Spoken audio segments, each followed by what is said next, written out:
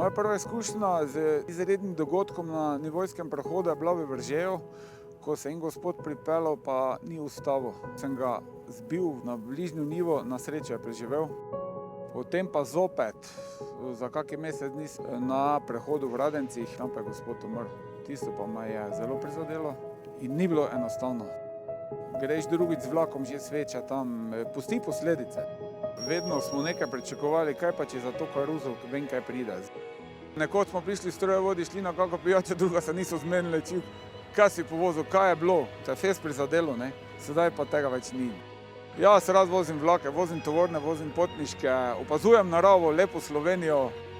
Varnost se je zelo izboljšala z gradnjo nadvozov, podvozov, podhodov in sedaj, ko voziš vlak, sploh nimaš občutka, da si šel čez prehod.